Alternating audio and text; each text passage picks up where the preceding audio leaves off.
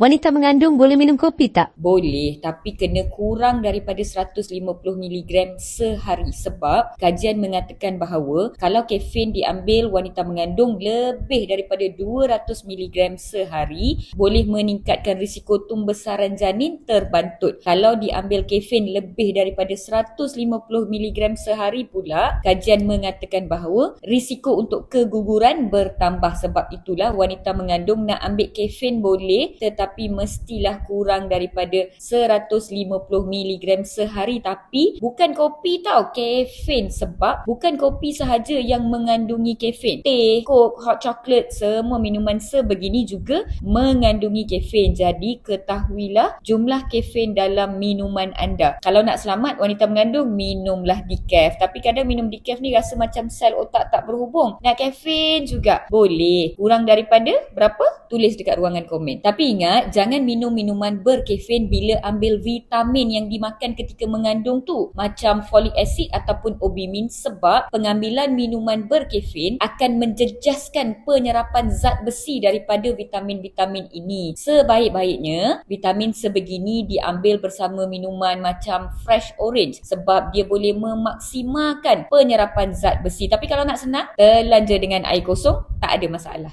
Wanita mengandung boleh minum air kelapa tak? Yes, boleh. Air kelapa bukan penyebab terbentuknya lapisan putih pada badan bayi ketika lahir yang kita kenali dengan nama vernix caseosa. Selaput putih tu adalah perlindungan semula jadi yang dicipta oleh Tuhan yang diberikan kepada bayi sebagai lapisan perlindungan daripada jangkitan kuman yang boleh didapati melalui laluan yang dia nak lahir daripada ibu tu, dan juga untuk smoothkan proses bersalin. Begitu unik ciptaan Tuhan. Tapi ada orang duk pergi fitnah air kelapa. Tak ada kaitan di antara air kelapa yang diminum ketika period ke, ketika pregnant ke, ataupun ketika berpantang dengan selaput putih yang terbentuk pada badan bayi. So minum je air kelapa, dia dah penuh dengan mineral dan vitamin. Dan dekat iklim tropika ni, kalau minum air kelapa memang sedap betul. Siapa tak minum, rugi. Malah kalau nak test suami kita ni sayang tak dekat kita bila kita pregnant, dalam Sabtu malam Ahad lebih kurang pukul 11, 12 tengah malam tu, you all minta dekat dia air kelapa muda fresh daripada pokok kelapa. Tengok dia boleh dapatkan ataupun tidak.